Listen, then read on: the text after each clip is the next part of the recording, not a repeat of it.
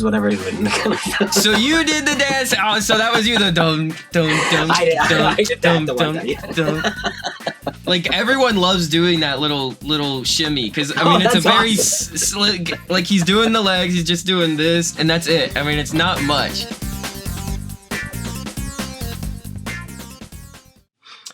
All right, welcome back to part 2 of the Andrew Duncan series of episodes here on the Squared Corner podcast.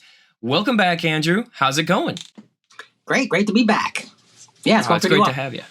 Oh, good to hear. Good to hear. So to catch listeners up, why don't you reintroduce yourself for those that may have missed episode 28, aka the first part of this podcast miniseries. Okay, my name's Andrew Duncan. I was one of the directors on World Race, and I was the series director on AcceleRacers for all 4 episodes. And also the voice of Monkey and the motion capture director as well for the series.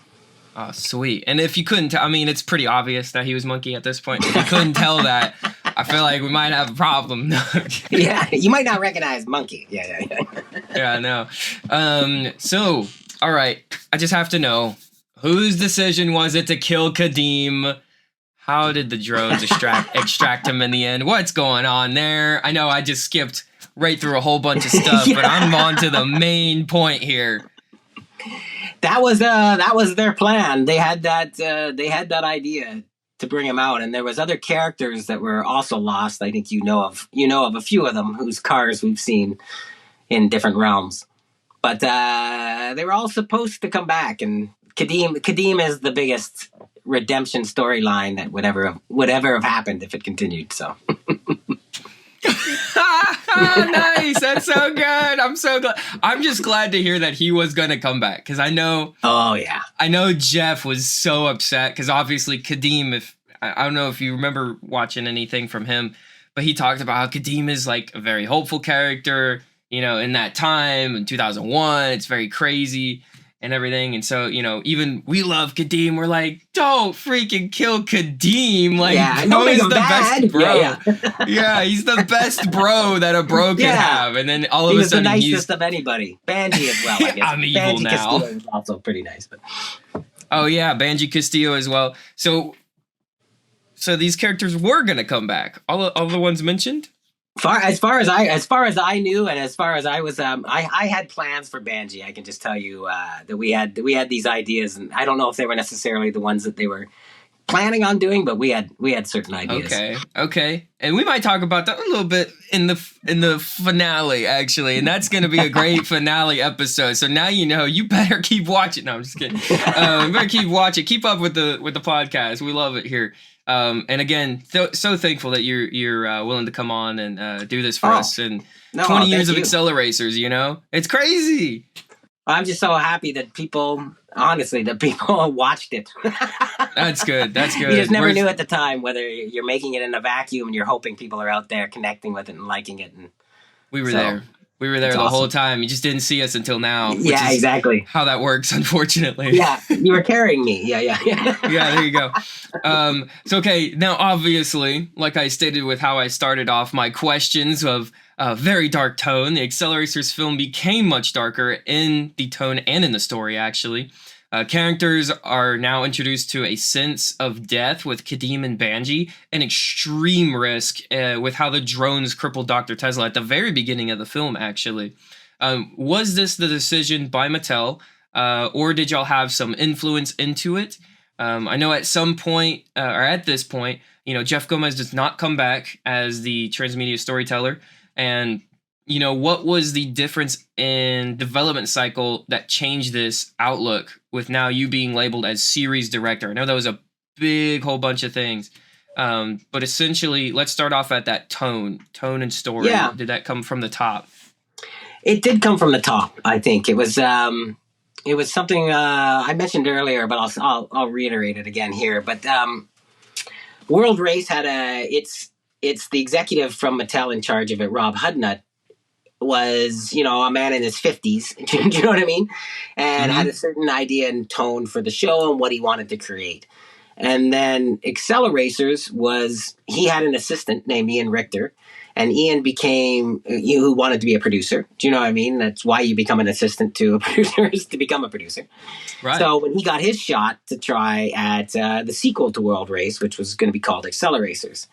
And I think he was quite young. He was like 26, I think, maybe at the time, 27 at the time. So like to be almost how old I am at this point. Wow.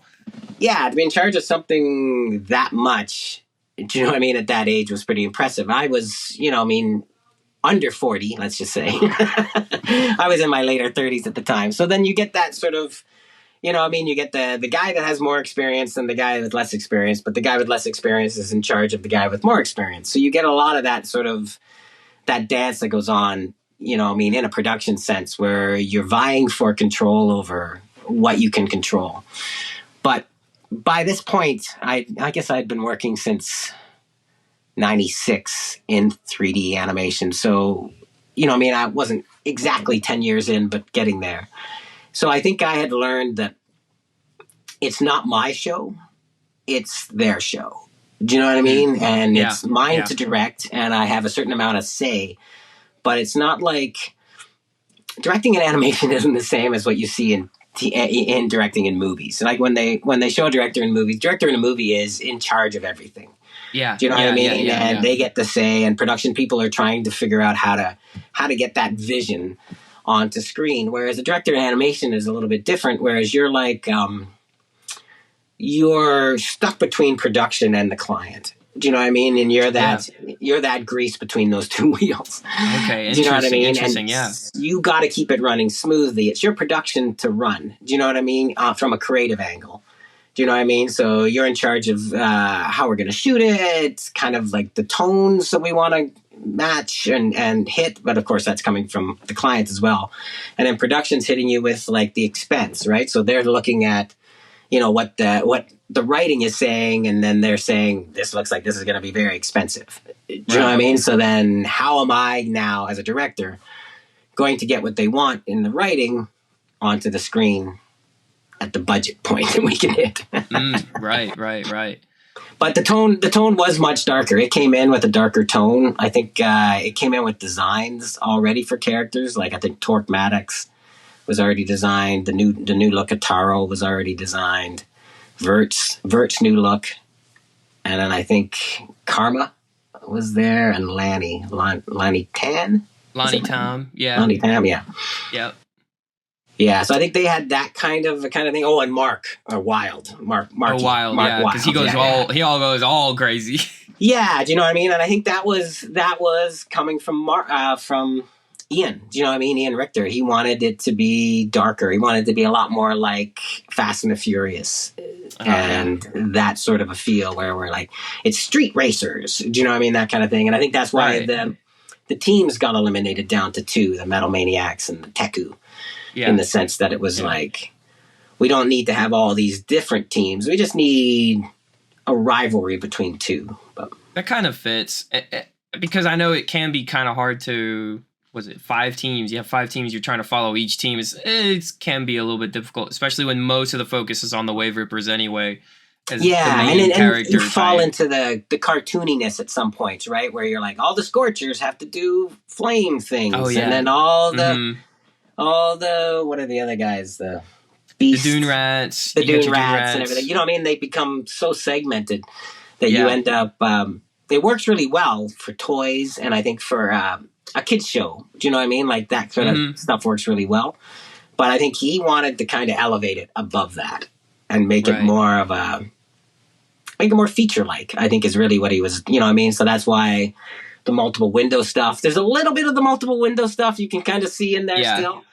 I ended up taking that because we just couldn't get it to fit. It just didn't fit as well inside the thing. We put it in a few places, but it didn't. So then I ended up kind of like, I thought I'm going to use that for the opening credit sequence. So every opening credit kind of sequence we did multiple windows. Oh, I love that. That's why probably the opening sequences are my favorites. Yeah. You know, whenever, and it syncs up to the music perfectly and everything, you know, dun, dun, dun, dun, dun. Oh, we're going to new scene, dun, dun, dun, dun, dun, new scene. And it's really good. I really love the way you did Those were done. Those were often done right near the end. Right. Oh, you know really? What I mean? Because, wow. Yeah, we were like trying to, and especially the first one on Ignition was done because we didn't know how we were going to do it. So we didn't really So when we finally came up with that sort of approach, it really helped because then each movie knew where it would fit, and you knew kind of the tone of it, whether it's like they're all working together to build cars, or we're looking at the silencers and you're like, who are these guys? Yeah. That's interesting. That's actually really interesting because it then helps you in production wise. I mean, to the kid, it's like, okay, this is the kind of focus on the human side of things. And like before it was very drones, and like the first one is very like super dark, like no hope, no whatever. Second one, we got a little bit more hope. You know, we're actually preparing this time. We're not just going to go in blind. We're not going to lose our teammates. And then the third one, obviously you have the new factions, like mysterious, blah, blah, blah. We'll definitely talk more into that in each episode.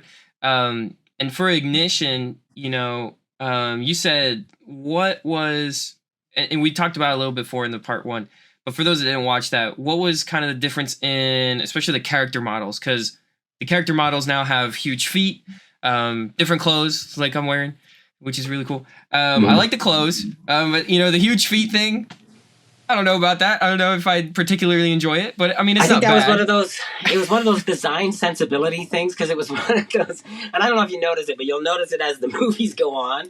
We stop having them put their feet up on desks. Because we did that, you know what I mean? Like, I don't think when we were doing the mocap, you know what I mean, originally for it, I don't think we were realizing the boots were as big as they were. Right. Do you know what I mean? So when we did the mocap, a lot of times we had the guys wear construction boots instead of running shoes. Okay. So like the guy who did, he did all the big guys. His name was Rick Ferrasi. And he did Pork Chop and RDL1 and all those kind of things. But yeah, we had them wear like construction boots to give you that, because you know what it's like when you walk in a pair of boots. It's a different walk than you walking in a pair of running shoes. And it's like, these guys are all wearing these boots now. So we had them do that.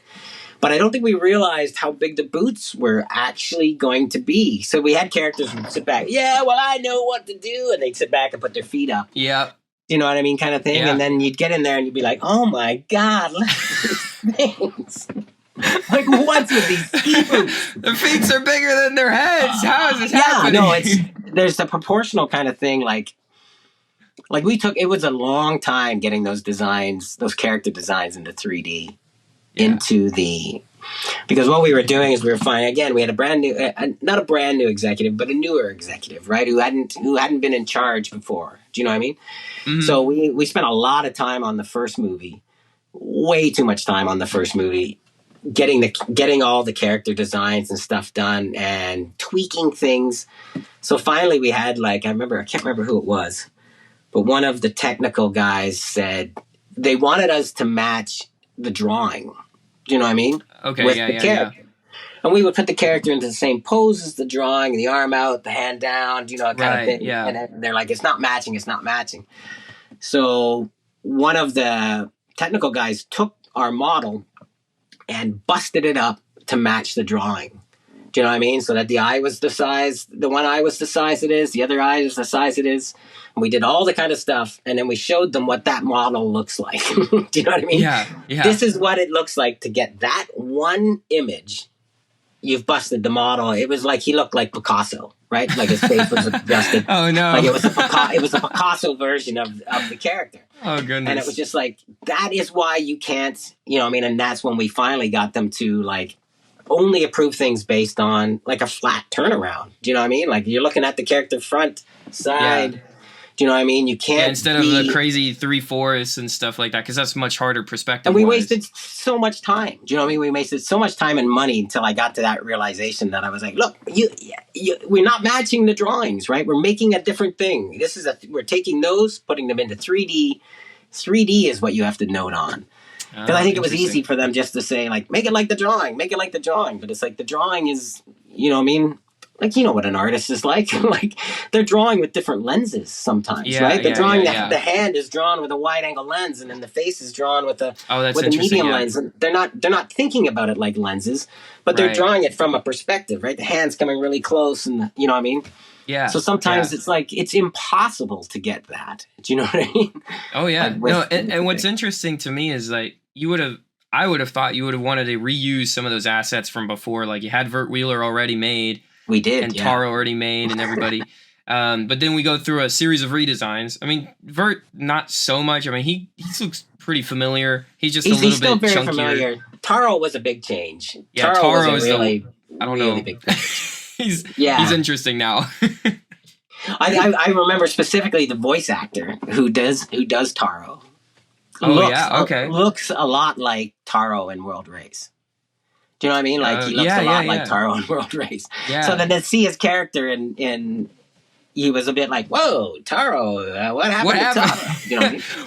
We got punched really hard and then squeezed his jaw out. I guess it's just like, they went to the route. He became a metal maniac and he's pumping iron now and doing all this kind of stuff or whatever it is. But it was quite a big change for Taro. And I do remember the voice actor at the time being kind of like, that's a bit strange. Well, because I didn't even know it was the same character at first as a kid, I don't think. I just didn't connect the two dots for a while until I was like, oh, I'm reading the same name, but this guy looks very different. But he still sounds the same. Yeah. So it was good. At least it was good to keep the actor, because then it would have been really confusing otherwise. Brand new character at that point if you didn't. Yeah. So that's good to hear. But, like, what were some of the... Did y'all have any pushback towards that? Like, hey, look, this is what Taro already looks like. Like, why are we doing this? Or was it just like, all right, we're doing what the client wants now at this point? That's kind of how it went. We pushed a bit. We pushed a bit because we were like, look, we have so much stuff. You know what I mean? We have all these background characters and stuff, other racers, other outfits.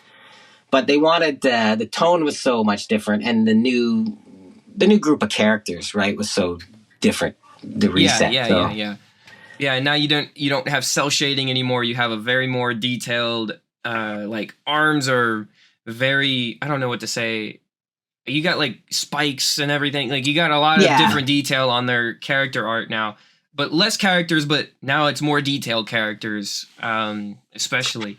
And everybody what they wanted to really do, I think, too, was make it like, specifically with Vert, let's say, Vert was, in AcceleRacers, destined to lose. Yeah. Do you know what I mean? Yeah, it felt like that. Because he was going to win. Do you know what I mean? Okay, okay. Because he would ultimately win. He would win the ultimate race at the end, right? Right. What they wanted him to have, that arc where it was like he loses. Like everybody on the team at first was like, Vert's going to lose this often? Like he's going to get... You know what I mean? Like it was... Yeah, he's like a famous baseball player that just loses the swing or something. It's just like... And he can no longer do it. Yeah, it's like... But that was the idea. It was that, like, so by the end, Vert would prove he was what he was at the end of the World Race, right? The best driver. Yeah. He would lose the cockiness. He's a full-on team player. Do you know what I mean? Like, because that was the thing that we were like going, look, Vert learned I'm not a team of one in World Race. Right. He can't come into this show and walk around, I'm a team of one. You know what I mean? Like, he just can't be at the same place as a character. So he has to be, like, instantly interested in being a team leader, wanting to lead a team, wanting to think he's good enough to lead a team, and then lose all of that over the course of the... Yeah. And that's actually so interesting because I've observed that over the years. It's like, oh yeah, they were actually building something here. There's actually, real thought into this. And I'm going to get into it actually at the end of this episode because of... We're going to go in chronological, I think, maybe a little bit. And then we'll end there because actually Vert's shot at the end, so good. We'll talk about it. Okay, so I'm going to go into this. What else did I say? Okay, so now the redesigns are definitely something. We talked about that. Some characters look very close, while others look like, Taro. Got a whole different look entirely. Yeah. And we talked about, that drastic art style and change, the no cell shading redesigns. Now, did they ever explain, was CLYP supposed to be the drones? Did they go like, okay, this orange robot guy, we're going to turn that into a green thing now? Like, did they go specifically, all right, this CLYP faction, we're just going to call them drones now? Or did they explain some of that beforehand, or like the reasoning? I think they just didn't like... I think the acronym CLYP didn't work well. Do you know what I mean? Like, at some point, it had no menace. Yeah. Do you know what I mean? Okay. Like, it didn't really have anything. So I think they thought drones would work better. And then I think it was like, Gelorum was one of the designs that came in early too, with the bisected face. Right. Yeah. Yeah, she And wasn't too RD, bad. She's not too yeah, far off from her World Race self. Were y'all able to kind of meddle with the old model? I don't know. She has the longer hair, so maybe not. Never mind. Yeah, she was brand new again. Yeah, but I mean, Yeah. I did like what we did with Gelorum. I think the thing with the problem sometimes with some of these bad guys is that their motivation is so one dimensional, in the sense that I want to take over the world. Do you know what I mean? Like Right. that's your motivation, right? Where there always has to be more of a motivation in there. And Gelorum had, I mean, she wanted to take over. She wants to defeat the Accelerons. Do you know what I mean? Like she does have a goal. Like she wants to prove she's the best at what these alien race has created them to do. Yeah. But it's hard though, because it's like you can't have a lot of planning with that character, right? Because their motivation is just take it all. We want it all. Get it all. Right. Yeah. So we opted. That's why there's not a lot of cutting to them. We just cut to them a little bit, just to kind of like keep them as a presence, keep them as like a visual ticking clock to a certain extent that you remember. Yeah. Because I mean, they're racing against them to get the Chargers or whatever before them, and it's more of I see what you're saying there, and such and such. So it's more focused on your main characters rather than the bad guys. The bad guys are doing what they're doing. You're just trying to beat them at their game. Exactly, right? And stop worrying so much about what the bad guys are doing. We know what the bad guys are doing. The bad guys are doing bad guy stuff. You know what I mean? Kind of thing. And simplify it in a way that it's not... We don't need to keep going back and hearing her say, we have to win. Do you know what I mean? Like at some point, even kids are like, we get it. She has to win. So I think it was trying to pace that out enough so that Gelorum didn't become weak. Yeah. The character becomes weak after a while when you're like, oh God, they're talking about the same thing again. Yeah. Do you know what I mean? Like, so we tried to lessen that at the beginning in Ignition, essentially, by cutting to them in an appropriate amount of time. Right. Just enough to make them a threat, but not enough to like, oh, we're going to really know what every little detail is about her character personality. Don't let them seem like they need to be part of the plot. They're just, you know what I mean? They just they have their role. They're the antagonists. They're the bad guys. Let them be that without having to worry too much. Yeah. And then, as we get to see that she has more and more in mind as the characters find out, once they find out about the Accelechargers and things like that.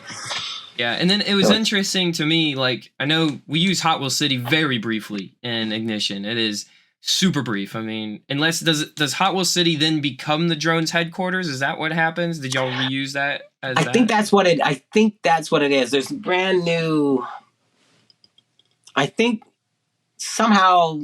what Tesla works with the Silencers or around the Silencers or with the Silencers or whoever. Yeah. And I think they lost whatever battle they were going to have in Hot Wheels City. And I think a bunch of the World Race drivers were there. Do you know what I mean? Not Vert, but and Kurt, and guys like that. But so I think there's that story, which I hope would have been told at some point, but interesting. That was a little bit than actually I was expecting from that answer, so that was pretty good. People are gonna like that, hopefully. If you caught that and you weren't just like drinking just now, or you weren't eating popcorn and being like, "What did he say?" Rewind now. Just rewind now. Trust me, it'll be worth it. No, that's interesting because I guess they didn't have as much of kind of like the Hot Wheels Bible. I know Jeff very into it, and I know that what the idea for Hot Wheels City was, because we never got too much of because we were always wondering at the end of World Race what we were going to do in Hot Wheels City, right? Like what was it going to be like? What kind of, from Jeff, do you know what? Yeah, well, there was a little bit, and we talked about it on the podcast, and I believe all we really got into was they were gonna be in Hot Wheels City. And they were going to race the Accelerons in Hot Wheels City and stuff like that. So it was going to continue with the campiness type story. It wasn't going to go super dark. It was going to be like, we're now able to find the Accelerons somehow in this realm. Because, I mean, a lot of things, I know Jeff, I love how he comes up with scientific stuff. I know it's scientific, but it's like in the movie. And so like all of that stuff, doesn't always transfer over to the next group of creatives. And so, like, you have some of the, like I said, with the clip and the drones and, like, how Gelorum's kind of changed a little bit, how Tesla's kind of changed a little bit. And, if you watch it, you'll definitely understand, I think, some of his frustrations, but also some of his praises for it, which is kind of fun to hear, but it's also like, oh man, that could have been this. There, have it. I'm surprised. I don't know why I don't know what the reason why that they shifted away from Jeff onto the next.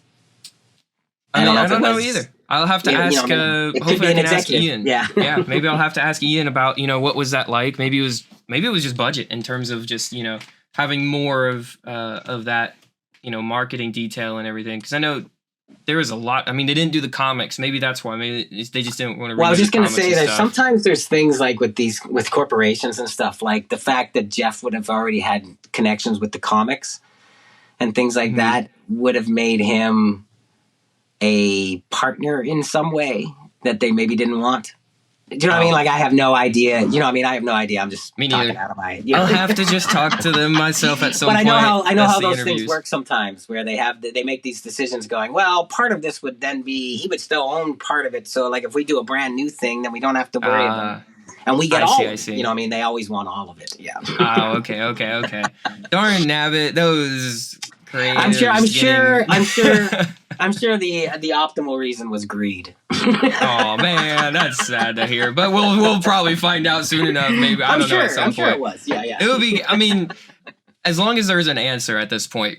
I mean, it's already too far in the future to even care about all that. But honestly, there's not much that couldn't be retconned. I feel like if you wanted to, because I mean, I'd work on AcceleRacers and do AcceleRacers like tomorrow. Let's do it. All right. If they had one, I would work on it. Let me call my contacts, which is like 2 people. I only know a couple of people, and they worked on it, and then they don't have enough power. It's like they have only so much, and it's like, darn it. Yeah. So maybe someday, please, if you're watching the podcast, you already know. Anybody out there wants, please. Hit mainframe up again. Yeah. They maybe they still have the files. I don't know. They're pretty old at this point, probably. Yeah, I wouldn't even imagine how, like, where or if that stuff would be able to be used. Like, I'm sure TVs would be like, none of this fits inside a pipeline. You know what I mean? Yeah. It was funny because I was talking to man, I'm off topic. Li Wei Chang, and he works at Hot Wheels, and they just did this drop of Hot Wheels cars for their digital brand called NFTs.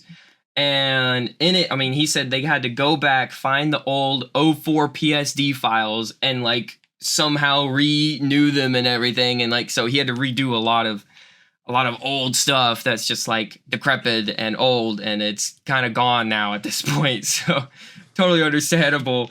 Unfortunately, well, I think just like surfacing alone, do you know what I mean? Like the surfacing of things, the way they do surfacing now, find it. It's like so different. You know what I mean? So different than the way we did it back then. So I can't even imagine. I believe it. It's like, all right, let's read this DVD file or this. I don't know if y'all had flash drives back then. Maybe you did. I don't remember. Yeah, we might have had. They were tiny though. Yeah, I remember they used to bring us, like, in the Avid, we would get, and this is not a joke, it would be about the size of a shoebox.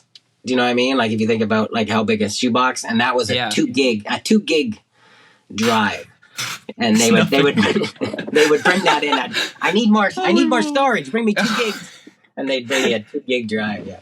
Holy moly! Okay, let me ask this then: how much storage do you think that the films would have taken, as far as like animation wise? Well, we did like I was talking about earlier. We did that kind of live animation production, right? Where the animators are just calling in their tests, and we're just capturing them live with a recorder in the Avid, and then just cutting them in. So yeah, it would have been. Gee, you would have had. What we did is, because we also did everything, and this is a little bit before, maybe. No, we probably had it. Avid was starting to have different resolutions that you could have, and originally Avid was all offline. Do you know what I mean? So everything was like 32:1, 64:1. Do you know what I mean? And then it started coming up where they had like 16:1, 8:1, 4:1, 2:1, 1:1. So once they got to 1:1, what we used to do is, I think we used to do our animation tests. We used to capture them at like 26:1, or, a ratio of something like that.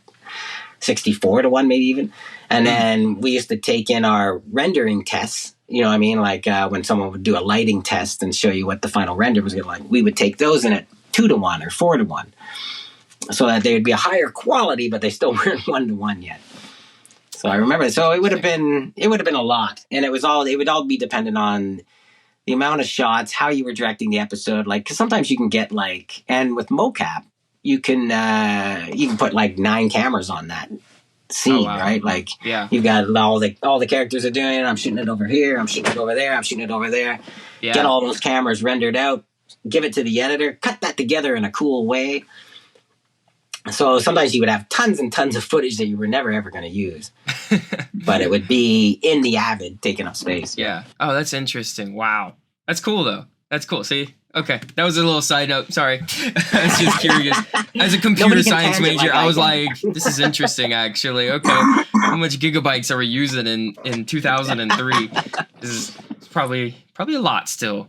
It's a lot. So, yeah. Yeah, things weren't the compressions weren't nearly as good as they are now. So how fast then did you turn out the first AcceleRacers film? Like how many weeks do you think that was? Yeah, because it was basically it was like a 60-minute movie, right? Because that was, and if you think about it, the 4 movies are each 3 episodes, so that's 12. Yeah. And back then, a series order, when you were ordering a series, was standard was 13 episodes, was basically what a series would be. So, and then, if you doubled it, that'd be 26, and then it added up to 52, so you could have an episode every week of the year. That's why it was divided in that weird way. That's why 13 is such an odd number to have no one does that nowadays. TV series are 8, 10, 12, 16, you know what I mean? They have round numbers. Nobody makes 13 episodes of something. Yeah, that was such a weird time. Why did we do 13 episodes of things? I think it's literally because it's how you divide 52 down. Cut 52 in half is 26. 26 and a half is 13. Okay. Yeah, well, I think it's literally that reason. Do you know what I mean?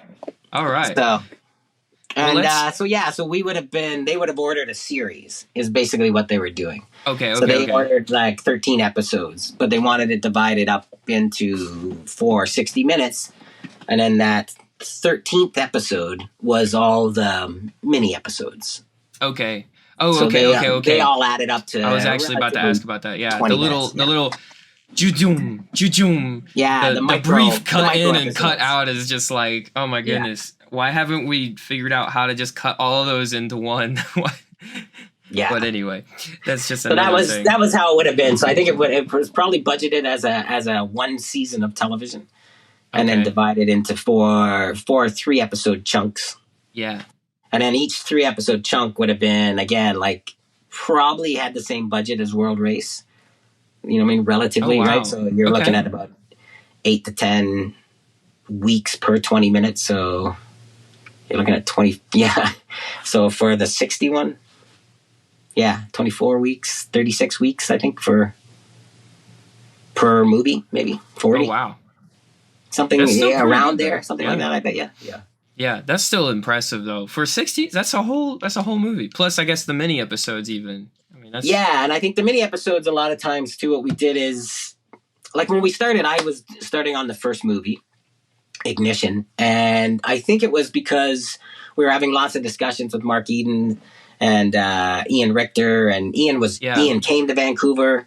A lot, so he was in town for like a week or whatever it is, and we'd hang around in a boardroom and we'd talk about ideas and we'd talk about like the scope and like inspirations and things like that. And I think coming out of that meeting, all of a sudden I got contacted and they were like, Gio Corsi, the producer on it, was like, Ian wants you to be the director of everything. He wants you to direct all of them. He like the way you're talking, your vision for the show, your vision for the stuff. He wants you to be the director on everything. I was like, oh, wow, that's cool. I'd never done that before. It was literally my first time doing a series directing job. Wow, that's cool. So what is that difference then of series directing versus, where you directed just 2 and 3 earlier with World Race? Well, basically it's the difference on like a episode direct. What you would, like in a normal TV series, in live action, they would call it the showrunner. So the showrunner is the one that runs the show, but they run the show from the writing perspective as well as all the other creative aspects of it. Yeah. Like Mike Schur, who runs The Good Place, right? You know, I mean, did that show The Good Place. He would have been, that's him. He runs all the writing side, but he also runs all the production side. And he hires directors to direct the episodes.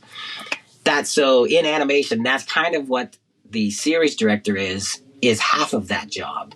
Because oftentimes when you're hired for something, there's already a story editor or a creator or someone who's come up with the idea. So the series director is the other half of that. You're like the practical creative person in 3D. So you know how, you know what, I can hear what they're asking for, but I know if we do it the way they're asking, it's going to be super expensive and not look good. But we can do it this way and it's going to look awesome and not cost a lot of money. And you know what I mean? So it's having that 3D experience to like look at the story and figure out how to translate it. Oh, that's interesting. That's really cool. You're more in charge of the story as a series director. I had 3 other directors, you know what I mean, working on the Bill Gordon and Gino Nichelle, I think were the 2. And then Will did his own episode. But I was still the series director of everything, right? Like it was still, but with Will's, it was like Will had come in. Will was was probably one of our best action directors, I would say, at Mainframe. Do you know what I mean? He had a real knack for it. And not only did he have a knack for it in 3D, but he had a love for it outside of 3D. Yeah. Like he was always making movies. Do you know what I mean? Shooting them on video and whatever it is, because we couldn't afford film back then.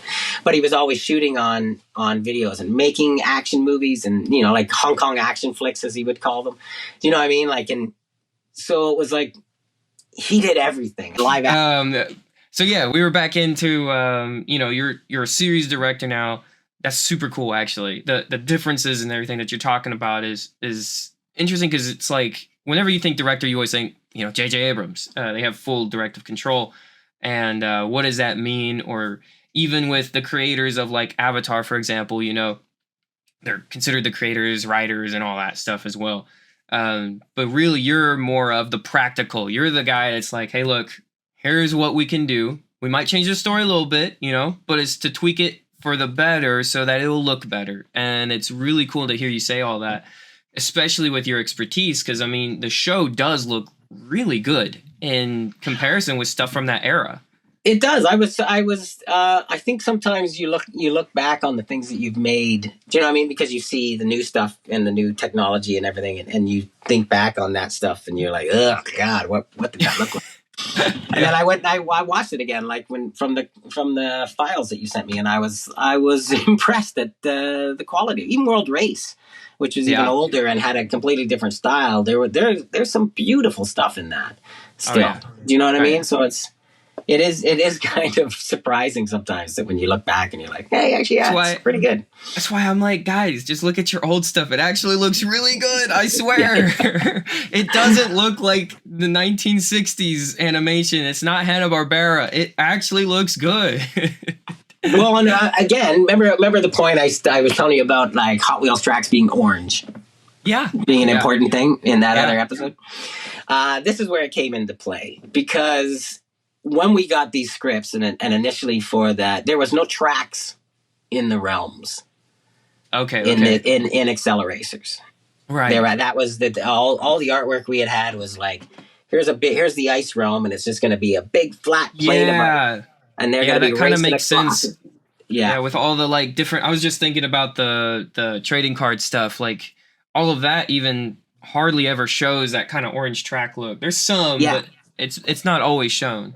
And that's what they wanted to go for. And that was the thing, is we were like, look, we can't do that. Do you know what I mean? Like we can't, like the amount of effort to have the cars driving on the roads and stuff like that, and changing the, you know, I mean, to have hills and all these other kind of things. So it was like, we just mandated to them that they had to keep the track. So then they were trying to change the color of the track. Ian was trying to change the color of the track. He wanted the track to be green in the swamp realm.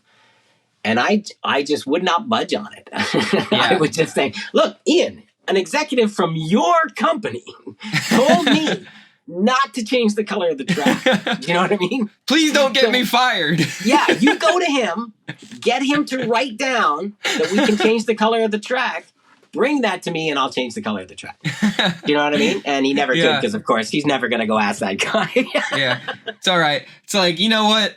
I guess the track can be orange. It's just orange. And that's why it's orange, you know what I mean? And that's why, like in Ignition and what are the two realms there? I guess it's like the Storm and Ignition and Storm. Swamp. Sorry, I'm saying Storm and Ignition. Storm and Swamp and Ignition. That's right, yeah. And that was why, like, and the thing was, the original designs for Storm had the orange track in it.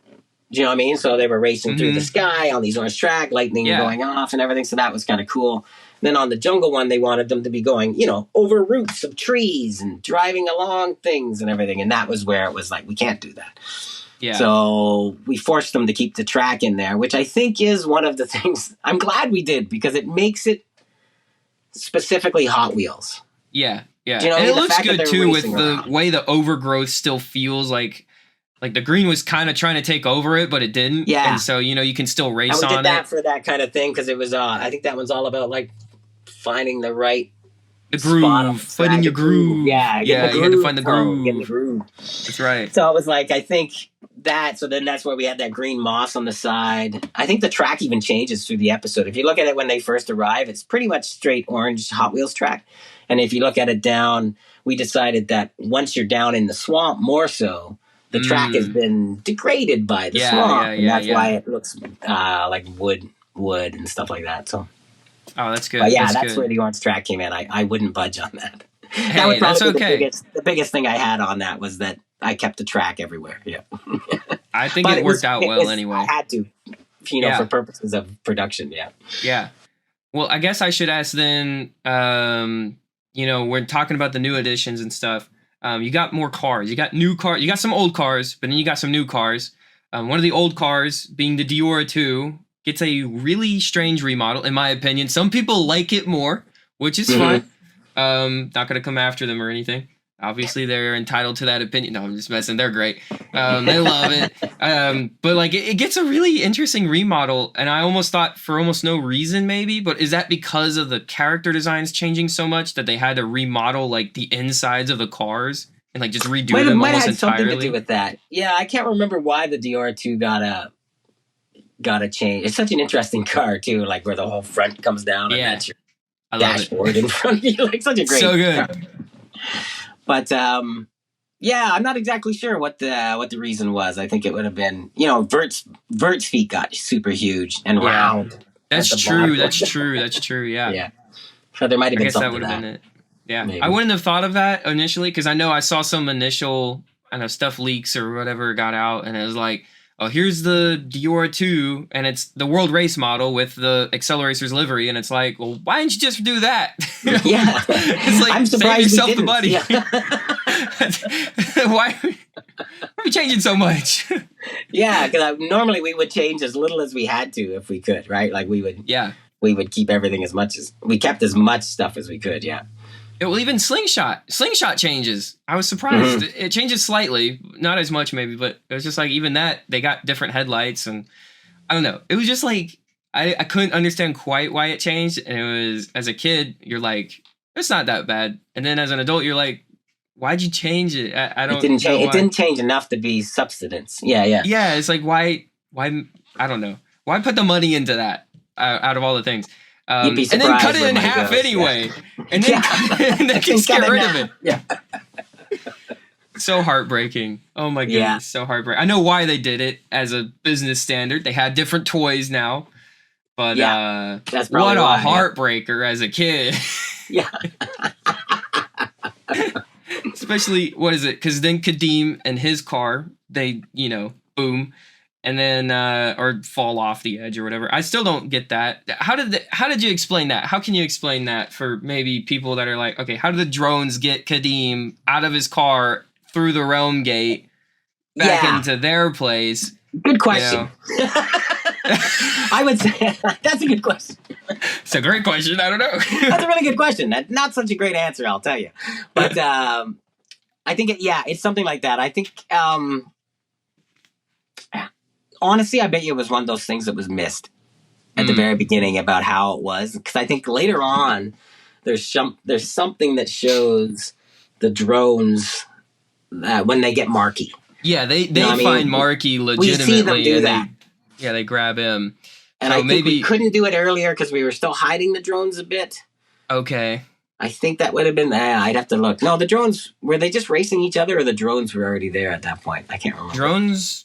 No, because they shot him down. They shoot him down, and then he goes into a free fall, and then all of a sudden, I guess he got captured by the drones in a free fall. So the only explanation that some people have is either drones had an airplane in there somewhere, because they do have those, and somehow they swooped in during, maybe in the fog, and we just couldn't see it, and or I don't know, maybe there was some connection between the storm realm and another realm, and then he fell into another realm. This was a really crazy. I didn't know how much to believe about that one. I was like, oh.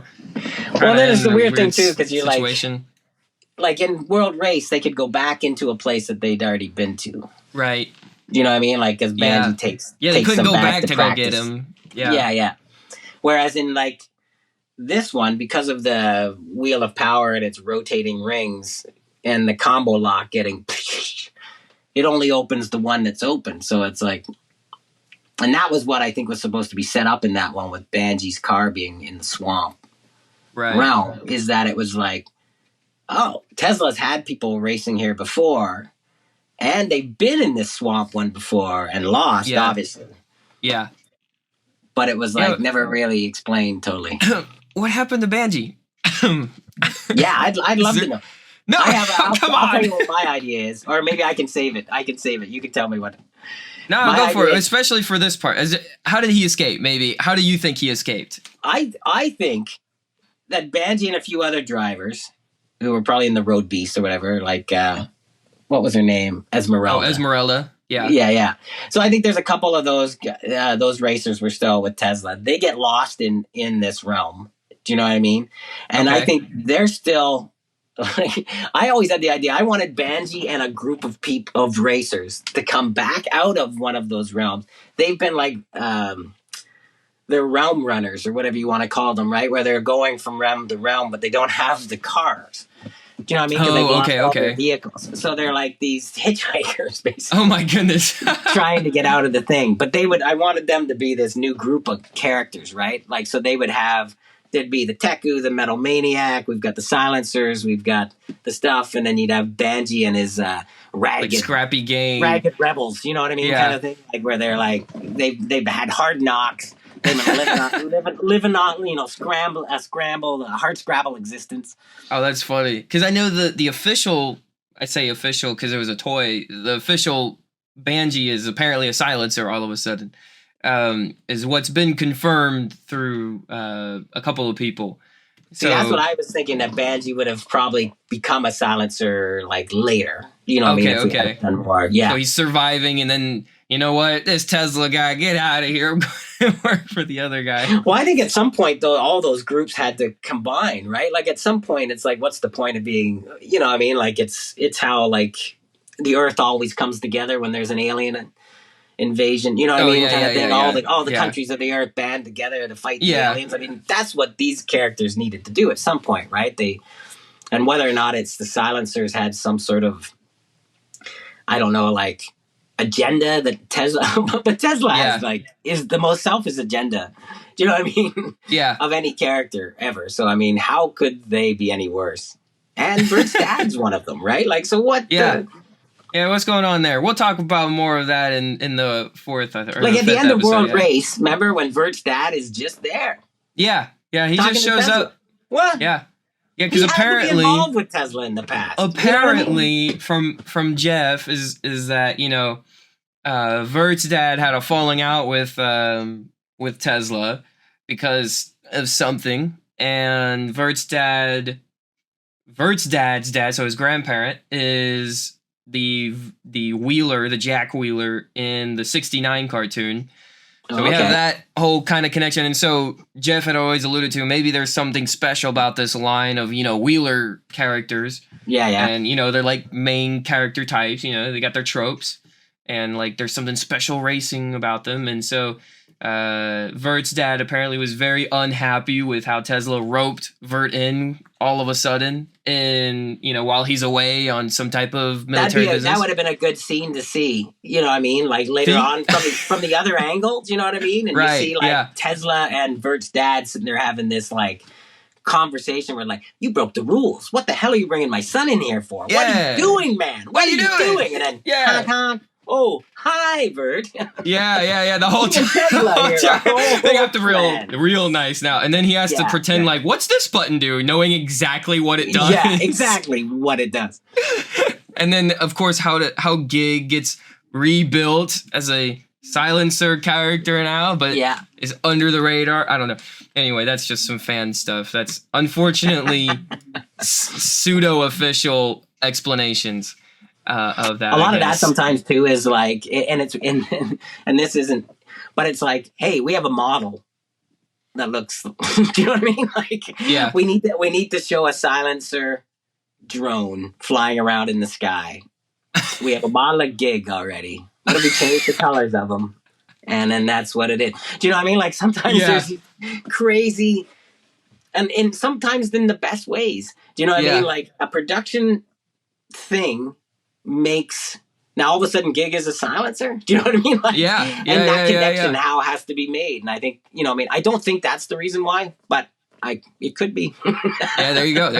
It could have been. You never know. You never know. It was cheaper just to make Gig purple, and now he's a Silencer. That's hilarious, actually, because then he now works better as like an undercover Silencer. Well, it was all of a sudden there was like, that's what we all thought. We're like, oh my God, it just opens up the world for Gig's character, right? Like his character is not this like Igor, because he's kind of like Igor the Frankenstein kind of thing with Dr. Tesla, right? He does whatever Dr. Tesla says. And then to see that he's like, oh no, he's been like manipulating Tesla. He's there the whole time. He's the mastermind. I remember the mocap artist just Donovan Stinson did the mocap for that, and oh my God, it was so funny. Oh, the robot part where he's doing the when he's controlling him with his head dangling down and stuff. Oh, that's so good. Oh, that actually brings up a perfect segue into the next topic, because it's like, okay, what was it like being a mocap director now? Did y'all do some mocap for the previous films with World Race, or was this like for this film because obviously there was a bigger, I say bigger budget, but it was like more detailed budget? World Race was mocap as well. It's just a lot of it got replaced. No, I would imagine none of the driving is mocap, but all the kind of like walking around, talking, like sticking our chests out, that was all mocap. Okay. And then on AcceleRacers, I had directed my episodes mocap. Will directed his episodes on World Race. And then for AcceleRacers, I was for the series, the mocap director. And then I would just supply the directors with the scene. They could come to the mocap session if they wanted to. And we would just capture the stuff together. The best thing about mocap is it's gotten so much better, I imagine. I can't even imagine how much cleaner it is than it was then. It used to take forever to get it processed. Do you know what I mean? You'd have to you'd finish your take and then they'd have to process it, and then we'd all take a break while it ran through and processed all the data from all the different things. And then then someone had to go through and clean all that up. But performance-wise, it was probably some of the best fun, because you were like, you had the soundtrack of all the characters, right? We timed it all out in the animatic. We'd have that. We'd take a look at the thing before we started, the storyboard animatic before we'd start the scene. And then we'd figure out, okay, you're standing there, you're standing there. And then there was 4 of us, I think, that basically did the mocap. There was Donovan did all of the regular guys, Vert, Kurt, Kadeem, everybody like that. Rick, Ferrasi did all the big guys, and I did all the little guys, Nolo, Monkey, and Shirako. And then Kira, I think she had worked on Barbie. So she did all the female characters were done by the same mocap performer who does Barbie. There you go. Yeah, it works. So yeah, you would never know. And again, mocap, and then so it's so much fun that you get. It feels the most like directing. Do you know what I mean? Yeah. Where you're standing with a bunch of performers, you actually get to see the movements. Yeah, telling them what you want to do, and you're like, maybe you're you're really upset by this, right? So then put that into your physicality, right?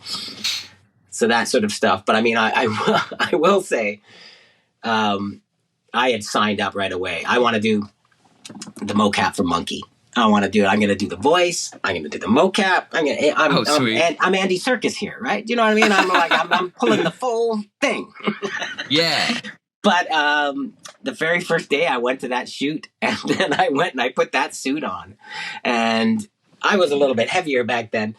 Oh no! And it was one of those moments where it was like I'm standing. We had these they just had these little shower curtain-y kind of areas that you would just close the shower curtain and change into your suit. I remember standing there looking into the mirror that was there, just looking at myself in this skin-tight suit. Skin-tight suit. And just thinking to myself, this has been a horrible mistake. I have made a horrible mistake. I've got to go out and work with all these people. You know what I mean? And you know, everybody, Rick Rossi was this big, huge, I think he was in a bouncer competition, right? He was one of those guys. Like, he was a tough guy. Yeah. But in good shape, right? You know what I mean? And then Donovan was good. And then, Barbie. You know what I mean? Yeah. And then the little guy. So it was, I got over it though. It was probably the best thing that I ever did was doing that, because it really made me, you had to just forget yourself. You had to look past what you are and pretend to be someone else. Right. And just kind of Shirako's dancing that he does whatever he's doing. So you did the dance. Oh, so that was you, the dum. I did that the one time. Like, everyone loves doing that little shimmy, because I mean it's a very like he's doing the legs, he's just doing this, and that's it. I mean, it's not much, but everyone loves that where he's just dancing. I think I did a whole bunch of Shirako dances. We played some music the one time, and then I just did these. I kept trying to do these things that could be loopable. Do you know what I mean? Yeah. So you could edit and you could put Shirako in the background doing stuff. But that was the other thing. It's because there was only the four of us doing the motion capture, performer-wise, sometimes there was way more, characters in the scene than...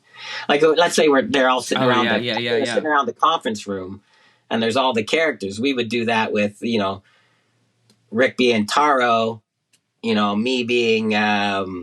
Nolo, whoever was sitting next to, we would do them in groups, right? So then, and you play through the whole scene, acting it out, and then you're like, okay, now I'm Monkey doing it, and now you're, Pork Chop, because then we want to interact with each other. You know what I mean? Right. So you would be doing each of those scenes. Sometimes is being done. The mocap is being recorded 4 or 5 different times, and then all those scenes are being brought together. That's why sometimes you see this stuff where it's like, mocap's not exactly aligned with each other. You know what I mean? The characters it's a little floaty sometimes. Yeah, especially in that era. I mean, I remember listening to Ahmed Best. I mean, he's like the first, big CGI guy as far as a fully CG character. And, hearing, oh, you got these little ping pong balls and you're in a skin tight suit, and it's not very flattering, but, you got the performance in, and that's what mattered. And I know Andy Serkis now, I think, calls it performative something instead of motion capture, performative capture or something like that. I think, yeah. And honestly, to what they're doing in those Planet of the Apes movies, I mean, that is beyond, do you know what I mean? They are capturing the performance, that acting that's going on in there. And the way the eyes of the ape look so you know what I mean? For us, we weren't capturing any face. Right, okay, We were purely body. And then... what I did on World Race a lot of times is when there was the scene with Kadeem talking to his old advisor. Oh, yes. Yeah, scenes like that. And there was a couple of scenes with Vert and somebody like that. What I would do is I would film myself acting the characters out. So I'd be in the Avid at night. I would hit play on the dialogue, and then I would just what do you think about that, Kurt? Do you know what I mean? And I would just say that. And then what I would do is give the animator the thing with all these little windows with me acting the characters from. So they'd have the mocap, and then they'd have an acting performance space. So I did that a lot on World Race, but we didn't do it on AcceleRacers because we didn't have time. Gotcha. Okay, I'm going to go to a quick ad break, and we're going to go thank our sponsor, Lap 24 Coffee. Let's go check it out. Let's thank today's sponsor. Lap 24 Coffee powers the Squared Corner podcast. Lap 24 Coffee is a premier coffee blend for the car enthusiast that jumpstarts their day. Their best coffee blend is this, the Daily Driver. It offers a well-balanced dark chocolate flavor with beans coming from Costa Rica and Brazil, which comes in both ground and whole. Or you can try my personal favorite, the Cold Brew, with flavors like Drifter de Leche and Velocity Vanilla. Seriously, this stuff is good.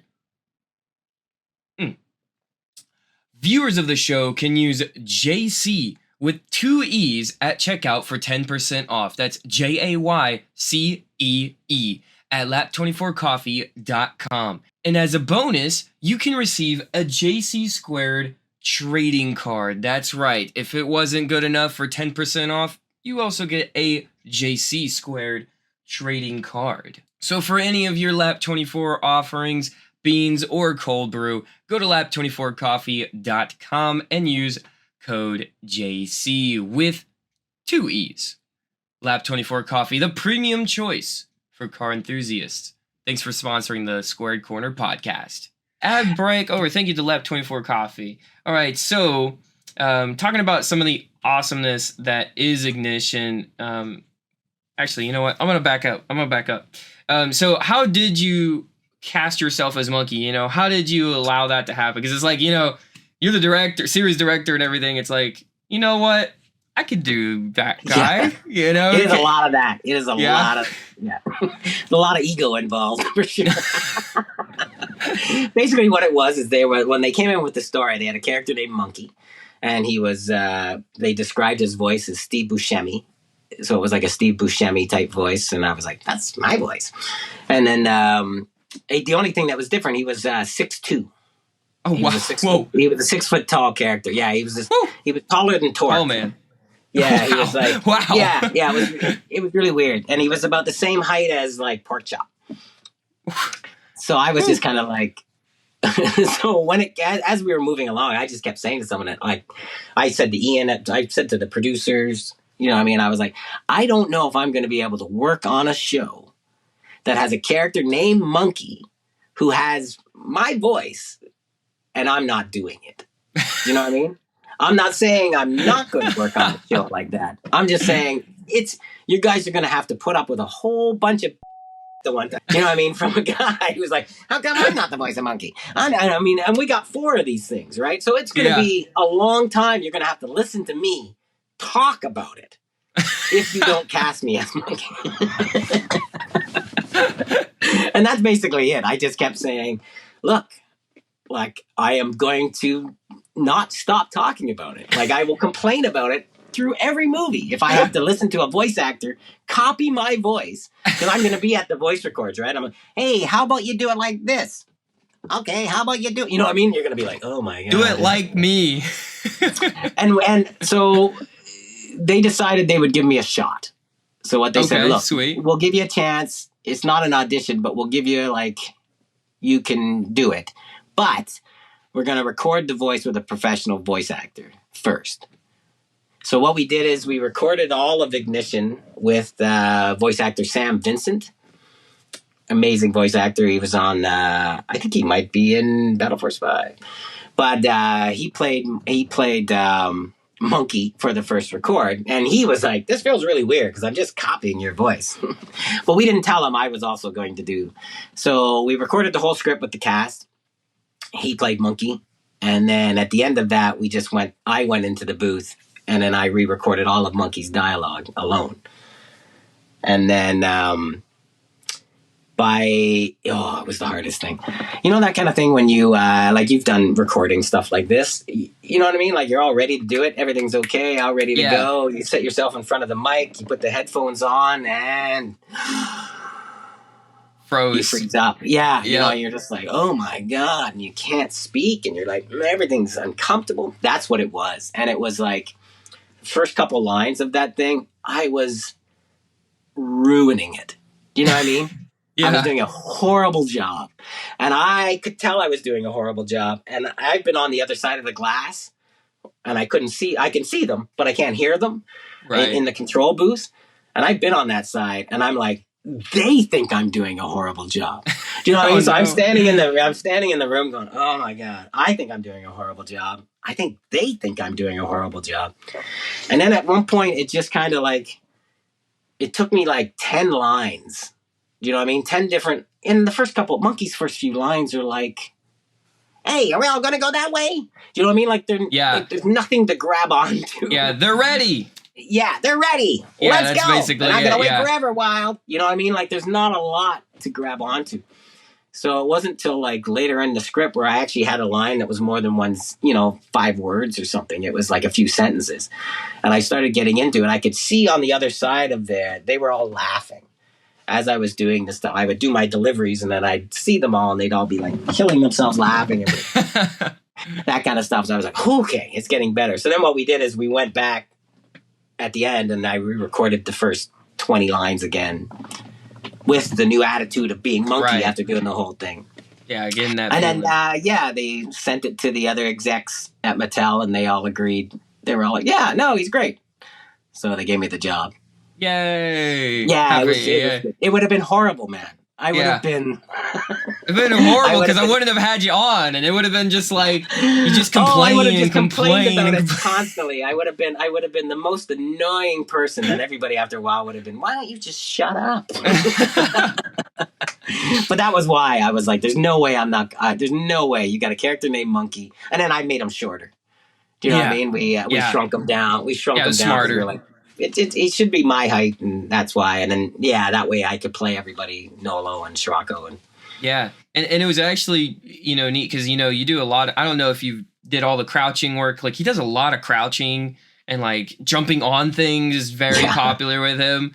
So it fits him really well, especially with how he moves and how he stylizes himself. And he's a chicken, right? He's supposed to be that little crazy chicken character, and that was one of the things. And I think once I became the monkey character, that I had a vested interest in seeing that his character didn't become the comedy.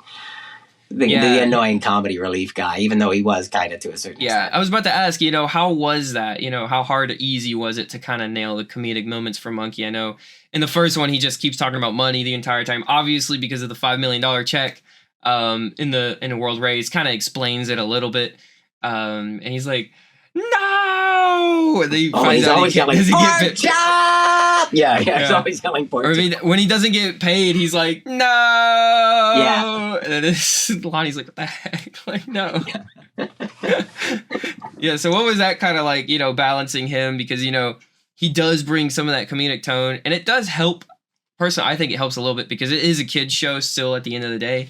So it helps them be like, okay, it's not the end of the world every single episode. You still have one character that you can kind of latch on and be like, okay, there's some goofiness still with the characters.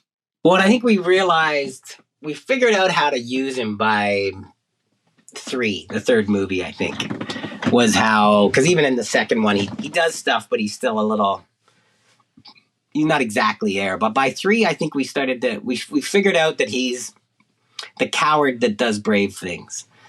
Do you know what I mean? And once we kind of figured out that do you know what I mean? Like, he still doesn't want to do them. Yeah. Do you know what I mean? He doesn't want to do the thing, but he knows he has to do it. He's loyal too. That was the other thing. You know what I mean? When he's always like, we got to help him. We're welded, that kind of thing. There's always that. So once we got that side of him, I think that it was like, he wasn't just the money hungry. That's where, every character has to start somewhere bad to progress to somewhere better. Mm-hmm. Or the opposite. So that was where he started as, greedy and just in it for the money, and then ended up being all for the team. Yeah. Even willing to sacrifice himself or take the dirtiest job. Yeah. Yeah. Did they ever give any backstory to Monkey? Because I know some of the newer characters, you don't see them in World Race and stuff. Did they ever give you something to work with on, like, where he comes from? Stuff like that? Yeah, not too much. Yeah. Other than McClurg being his last name. Yeah, he was the mechanic guy that we knew. He's more of a mechanic than he is a racer, was the only other kind of thing that we had heard. So he's like, he's the worst. He's literally the worst driver of all of them. You know what I mean? Like if you were to rank them who's best all the way down the line, Monkey is literally at the very end of the line. Right. Yeah. So that was the only kind of thing, is he's the least, which was good because again, like I said, I don't drive, so it was like, this is perfect. I'm the worst. That's perfect. Yeah. He just gets the right shotgun and Old Smoky, and then he concocts 3.5 nitrox 3.5 and all that, which is fun. Yeah. But we won't get into those just yet because I know. Wow, we're still in the episode for Ignition. Whoo-wee! All right, let's get into some of that awesomeness that is Ignition. As you know, it opens up with the drone, stealing wheel of power. Kind of talked a little bit on it. And only Tesla's left to defend it. We talked a little bit about this already. Was there ever an explanation written in as to why some of the drivers left? I know there was a bit that he wouldn't let them race again, but it's only really like a couple like Kurt, Taro, and Vert and Marky that left. We still get Kadeem, Lonnie, and others mentioned later on that is happening. I think you mentioned it just briefly, this type of Silencerz War or something that happened. Yeah, I think there's to me, and I can't remember how much of this is because I've read something or whether or not it was like extrapolations that we were doing at the time. But yeah, I do think that there's more to it all. Like, because we always saw Kadeem as being, like, I think Kadeem is the character that, like we were saying, is the redemption character, right? He's the nicest character. He's the best, he's already willing to sacrifice himself for others. So for him to be the one that now becomes the evil, turned into the evil side of thing was a nice change I liked, but we never got to finish it, where we never got to bring him back. Yeah. And that's one of the things I regret about the Kadeem character, is that he never got the final arc of his character. Yeah. Rest in peace. But he's not gone, maybe, we don't know. So now let's keep talking about it. So now in the opening race, it's really well put together, and this is now on the street. So we talked about a lot of the orange track, and they raced mostly on the orange track. But the first race is a street race, surprisingly so. In fact, most of it's cut out because, there was a DVD release or whatever, VHS, and, toy packs. And then there's the DVD release, at Blockbuster. And in it is actually different. And so they cut, I think, almost half of that street race, which is interesting. They go through a tunnel. They're bashing into a tunnel and everything. And, what was that difference of doing a street race versus the orange track races?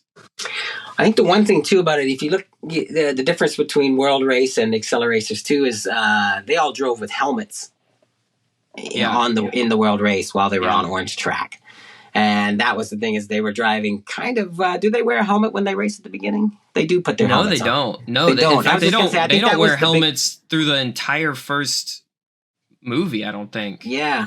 And that was a big thing. It was a really big thing at that moment, where it was like, because normally now we make a show if somebody gets on something, they either have to wear a helmet. And the more fantastical the show is, the less real you need to be. So World Race was way more fantastical in that situation when you're driving on these orange tracks that are in different realms. They technically could have had no helmets on. But in AcceleRacers, when they're driving on the streets, they needed to have. I'm surprised we didn't have to put helmets on. We must have had to put seatbelts on at least. You did do the seatbelts, and I remember hearing, because 2 through 4 they have to put the helmet. In fact, they make a big point of putting the helmets on in the setup scenes, and so I was wondering. That actually does bring another point that I was wondering was, did somebody come in and say, hey, look, you forgot to put helmets on all these characters and stuff. You need to put helmets on them now, or else, this doesn't get published on Cartoon Network or something like that. Because we had looked into the laws and stuff, and, sometimes it's oh, you actually have to do that for certain animation and everything. It's a thing called Broadcast Standards and Practices, BS&P. It's funny how it's BS is the first part, but but it's they're all that stuff: seatbelts, helmets, whether kids are on the road or on the sidewalk in any show.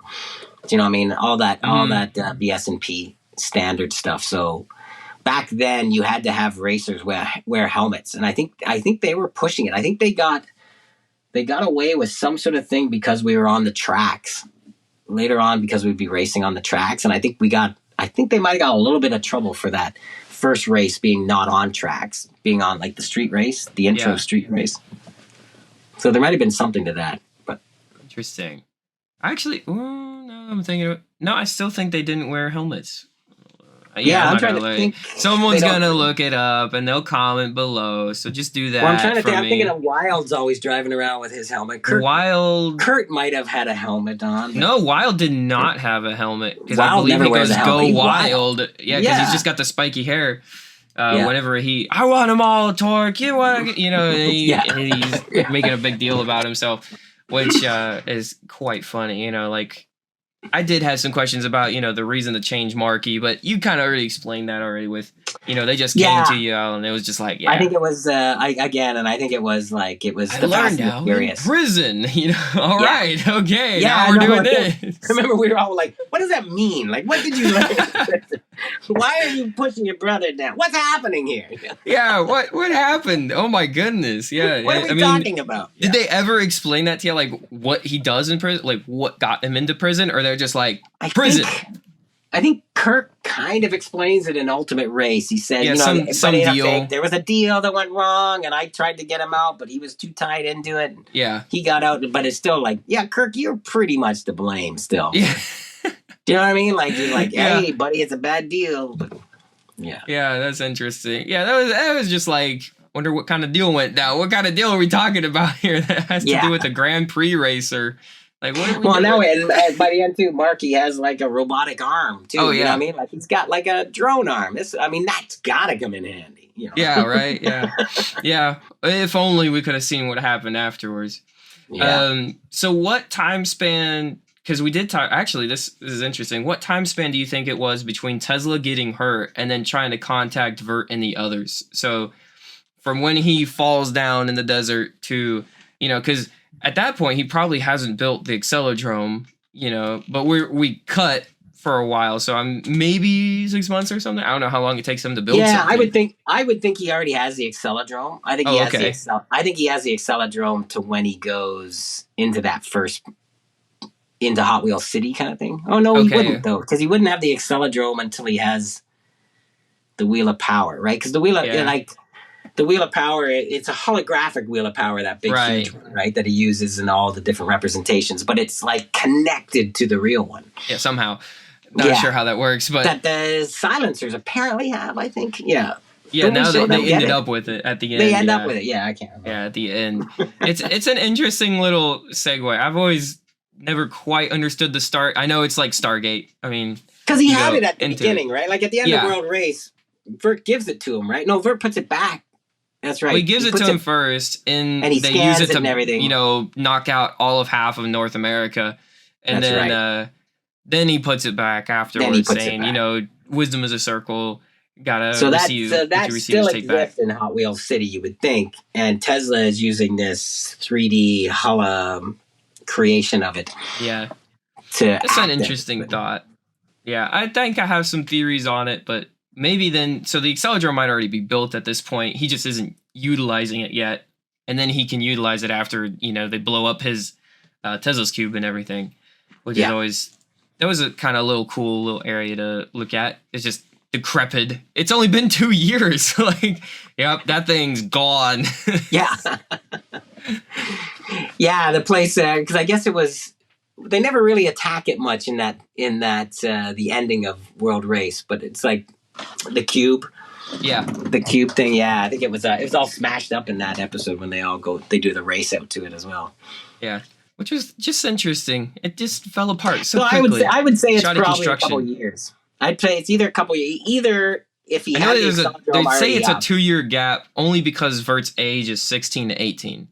Yeah. And so, I mean, they it's had just to get him old enough. Yeah. Yeah. So, I don't know. It's just an interesting thought. It's a 2-year gap between there, but I think from where Tesla, gets smashed and captured or, escapes from RDL1, I think that might be weeks. Oh, okay. You know what I mean? I would say that, I would say 6 weeks or maybe something like that. Yeah, yeah. But if the Acceledrome isn't built, then that would have to be that would be because that thing would have taken a long time to build. Yeah, it's pretty big. It's pretty It's big. carved just out in the inside that mountain. Yeah, Inside it's that- huge. Yeah. That was one of the coolest things, actually, too. Just real quick, designing that, because they knew they wanted it to be some sort of a thing, like their toy set. Yeah. But then it was like, how do we get them? So, like, designing all that extra track that went around the sides of the thing, I drew all that out, in a sketchy kind of, figuring all that kind of stuff out, where there's V's and stuff like that. And then art director ended up like having it go through tunnels and stuff. We put tunnels on the side. Yeah, it was that was a fun thing to. And it's cool now because you can also now go do it in video game form, which is fun. Yeah, in the Unleashed game, which is pretty well done, actually. Fairly well done. I know I would like that. I'd like to run around in there. Yeah, you might like that and just see the differences. There's obviously a lot of differences, but it's just like some of it is just like, wow, that was actually pretty neat how they did all that. And it's shinier and stuff, which is kind of funny. It's such a massive space. That was the other thing we didn't realize when we made it so big. Is like, and then you put the cars and the people in there. You keep doing that, apparently. You keep making these huge spaces for these cars. It's like, yeah, we got just some giant track. Let's just keep looping it. Oh, wow, it's like 50 miles high. All right, well, that was an accident. Yeah, that's it. Scale, sometimes you forget about scale when you're doing these things. And then all of a sudden you're like, oh my God. That's fun. So that's actually interesting. So then that means that they took y'all's design and created a track set rather than shot y'all a track set and said, make this. We had that, the thing that you put the cars in and they go zoom, zoom, zoom, zoom, zoom, zoom, zoom. Oh, okay. So you did have that. Okay, yeah, they had that part. We just created all the other part to make it like, we're like, that's not much of a start, right? You zoom. Yeah. So we created all that extra track to get them up to speed so that when they hit that thing, the accelerator thing. Yeah, that's good. Okay, which I was surprised so y'all we did didn't have show some more. type of reference. Yeah. I mean, I was surprised we didn't make a bigger thing of them going through that speed up thing. Right. Yeah, because that's an actual toy part type thing. Yeah, I'm surprised that we didn't make that up. We see them kind of go like, ooh, every now and then, but we don't really. Yeah. It's only ever probably after the second one. I don't think it showed it very much, actually. No, it showed it. No, it did because of Old Smoky. Old Smoky goes through it, and they're like, that's right, trying to keep it in Old Smoky. Okay, we'll talk about that later. I know where you are. Somebody goes through it backwards too at some point. Yeah. I know we're getting off track again. I know. I'm just on Ignition. Like, what's going on? This is so good. Oh man, people are gonna love this. I'm really hoping they will. Please love this. All right, there are a lot of references to World Race. Especially with like how Vert helped Lonnie but can't save Kadeem. There's a lot of, okay, here's something they could have done and now they can't do it anymore type thing. It's like, and you told it a little bit, like, was it a conscious decision to use irony as a weapon to show how much harder the realms were compared to that of the Leagues of the World Race? I mean, Taro fails in the lava realm. I mean, what's up with that? Like, yeah. Like that's supposed to be his thing. That's his thing. Yeah. Yeah, I don't know. It was like it was funny because I was watching it again too, and there's like there's a line in there that is so, it's a Vert line. It's so obviously from Ian putting it in there, and it's Vert very first thing he says, and this is even better than Highway 35. Oh, it's the very first. It's a very, and I heard that line. I was like, oh, I remember him putting that in there. Because he wanted AcceleRacers to be better than Highway 35. Yeah, but it also then connects the two really well. It's like, oh yeah, we can really feel that connection at least, and it's not something different. Anyway, sorry, I interrupted you. Yeah, no, that's fine. Yeah. So with Ian, as well, because there's also a scene that I don't like, and it's Vert going, or no, Taro goes, "Why'd you save me?" And then Vert just goes, "Must have been the heat." I'm like, bro, what are you talking about? Like, we've been through this. Y'all are buds. Like, stop acting like. It was funny. I had this thing. There was this thing when we started doing it. Sorry, I thought I had this on Do Not Disturb. Sorry. But we had this when we first started doing it. They were I was making it too Canadian. I kept having all the characters thank each other. And you know what I mean? Like, I kept having all the characters, and they were like, "It's too Canadian. We don't thank each other all the time." Do you know what I mean? Like, so like someone would rescue someone, I'd be like, "Thanks," and they would be like, "No problem." Do you know what I mean? That kind of thing. Yeah. Do you know what I mean? I wanted that camaraderie kind of thing. And a bunch of those lines, I had tons of lines of characters thanking each other. And then everyone was bothering me that it was too Canadian. Oh no, that's too bad. Oh well. But I did have things like that. It feels like now it's the opposite. It's like, I hate you so much, even though we because I watched some moments in there ago. too, and you're like, why doesn't that character just say, thanks, man, you're welcome? Yeah. You know what I mean? Like, yeah, right. Yeah. No, they have to be too cool. Gotta be too cool for it. Yeah. It's gotta be a funny line instead. Yeah. That's good. That's good. Yeah, so I love how that irony, and then of course the too cool kind of hits into it. So, okay, I had this interesting one. If you know, how is there a Stargate Wheel of Power? If the Wheel of Power isn't really that big, how do they have a projector or something that they don't own? Which is what we kind of talked about already. That stuff. I think we used to like, what do you call it? We'd grill them on that stuff all the time, like, and just like, well, how does it? Well, if that's the case, and they'd be like, sometimes you'd get that kind of like, it doesn't really matter. We don't want it, and it's like, but it does matter because we don't know what to do if we don't. You know what I mean? Like, we're trying to make it all make sense, and we're trying to make it so, like, if I know how it works, I can do something that will help solidify that idea in the mind of the viewer. Right. That it does work. Like, nothing's better than like the perfect is just a bit of science and just a bit of magic.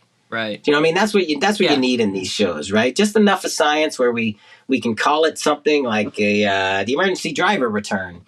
Do you know what I mean? And then there's just a little bit of magic. Why does it just bring back the driver, not the character? Why does it, or the car? Why does it? Do you know what I mean? Like whenever in AcceleRacers, if there's ever little acronyms like EDR or something like that, that's probably me. Oh, there you go. I make acronyms out of everything. Woohoo! All right, acronyms. Let's go. Yeah, love acronyms. Oh, that's good. Okay, so shot-wise, how are the AR movies, different? They're a little bit less playful with the camera movie. We kind of talked about that dynamicness of the 2 and 3, the dual camera shots, split screens. Was a part of this just reflected in the new shots because of the darker tone here? To a certain extent, and I think there was another thing that we were trying to do where I think and we did a lot in World Race too, but we were like attaching the cameras to the cars a lot more. Do you know what I mean? Trying to get those like that point of view with the wheel in the foreground. Blah, blah, blah, oh yeah, and get that kind of. We tried to do a lot more long lens tracking shots. Do you know what I mean? We tried to get that so you get that kind of like, that car going on the salt flats feeling, like burning across to kind of sell speed.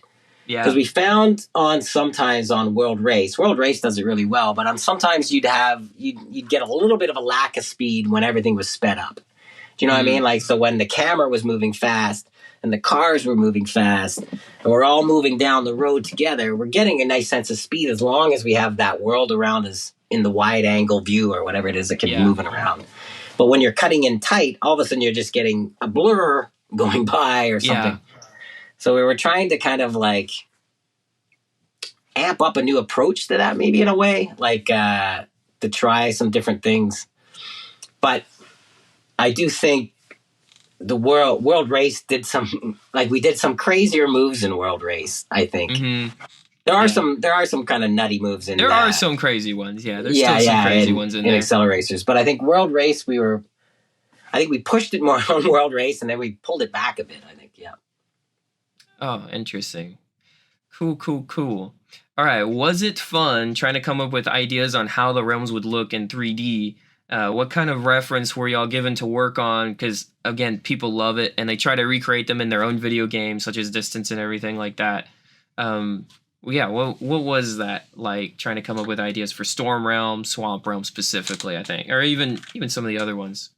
Yeah, I mean, it was one of those things, like Storm Realm was an interesting one because we had to come up with, we put those kind of like lightning rods on the side of the tracks, you know what I mean, to have some space. Also, the other thing is when you have a track out in space, you need like a mid-ground element that can zoom by, or otherwise, and you see it a little bit in the Cosmic Realm at the end of one of the micro shorts and at the beginning of the fourth movie.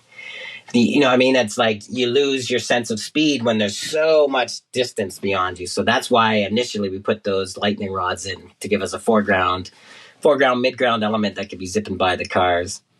That was a fun one, and figuring out the whole spiral down. I think by the time we started the second movie, I think we had got another art. He was a supervising animator I'd worked with before who was getting into art direction stuff, Casey Kwan.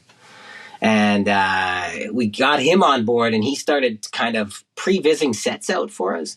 Like he just mocking them together with little low quality geo and just kind of like working out like, is this what you want the tracks to do? You know what I mean? It's like, is this without any too much effort being put into like landscape or whatever kind of thing. So once he started doing that, I think the realms just got better and better and better. And I think the best example of it is probably the pipe realm. Oh, yeah, that one's crazy. In the third one. Yeah, that was him. That was him. He had a couple chances. He did the Metro one, I think. And then what would have been the other one in two? Water. I think he had done Water and Metro, were the first two new ones he had done. And then on the third one, he did that tube one. And we were all just like, this is the best. Yeah. Because it was also... Cool. And he had enough time at that point that he ended up... Well, we can talk about it there. But he ended up making it all... You know what I mean? You could Lego piece them together. So you could have a turn and a thing and with a gap. And this is the part where all the ramps come in and out. You know what I mean? Like, yeah. Yeah. And so... With Realms, how hard was it to film in the swamp realm? You know, huge, lush jungle, crazy monster thing with vines, you know, trying to chase the characters. How hard was that in just general? That was basically the hardest ones. Do you know what I mean? Like anything like... I'm just trying to think, was there a harder realm? I think that was probably the hard... Again, being the first one, too. Do you know what I mean? Inside the first movie, you got the kind of... Anything with the, especially back then, anything with the growing vines, you know how that Accelecharger, he puts it in and it grows the vines underneath the vehicle. Oh, that was, you can tell, like that doesn't hold up very good. Yeah. But you know what I mean? Like, it's like, that was as good as we could kind of make it work at the time. Mm-hmm. And that's why we didn't use it that much. Again, like I was saying, is like, if you have something that you know is visually not hitting the bar, try to minimize it if you can. So that's why sometimes we were like, do we need to use the Accelecharger here? Yeah. Because it doesn't look that good. It got better as the show went on, but yeah. Like, right, yeah. Yeah, that makes sense. Yeah. I do love the scenes of Pork Chop and Monkey in that one, where they're going away from the water, because he's going towards it, and then he's like, no. He's like, what are you doing? It's right there. Judgment. Yeah. And it's like, all the little subtle hints is so good. I think, like, with how y'all integrated all the little subtleties that would later, pay off. What was it like trying to get those little moments to make a big impact later on? Especially in such a small film. I mean, it's not like you would have thought, oh, wow, that's a lot of effort they put into that character all of a sudden, you know? Yeah. And it was one of those things where it was like, Ian had a real idea that he wanted all these characters to be pretty flawed at the front, and then have all these explanations for their flaws, you know what I mean, in a way that it's like, childhood trauma or that kind of stuff. I mean, quite serious and dark stuff for a show about racing around through realms. Do you know what I mean? Like, it was tonally quite a difference. So, right. But yeah, it was a lot of fun creating the realms and having the characters go in. And Pork Chop, seeing his, like, you know what I mean? And again, it's like, it was quite a set to build. You know, we had that big water area with the stuff. So it was like to have that, and then just to like manage that, have that shot work for one, to show that he's not going to go across the water. He's going to go into the jungle. And then all the crazy, what do you call it? All the, mosquitoes and everything. Like, that's a lot of animal plant things. I was surprised at how many. I forgot about the big guy at the end, which I think was a toy set as well. In the swamp. The big monster guy. There were so many monsters in the first swamp realm. There's not as many going forward, even though there are technically, but they weren't shown in the movies, and it's just interesting. And it's like, look, these monsters, there's too many of them. Maybe, I don't know. Yeah, we especially got too for many. Swamp. We had that swinging guy. Yeah, you know what I the mean? swinging. Like a Sasquatch type character, and then we had all the mosquitoes. Yeah, And the and then the there was a plants, lot. the smashing plants too, which I was surprised. I mean, there was just a lot. That's right. Yeah, That was a lot. there was a lot going on, and there was probably more. Do you know what I mean? That's what we trimmed it down to. Oh man. Yeah. It's like, guys, can we just do maybe 5 monsters instead of 15? Like, yeah. So what? And that was the one that was the most full. Yeah, the most full of people. Well, and I think the Metro Zone originally had more people in it. You know what I mean? And we were like, what if it's an empty city that's only cars? You know. Say, look, guys, the budget says empty. Yeah, budget says empty city. Yeah. That's good. Okay, I had in here why such a heavy focus on Nolo in the first film. But that's kind of, I guess, what you were already talking about with Ian and kind of the producing side and their storytelling and everything. Yeah. And I guess here's where I wanted to get to. This is the last main question, which is one of my favorite shots is also a sad shot, how Vert is left standing alone at the end of Ignition as he used to be number 1, but is now fallen.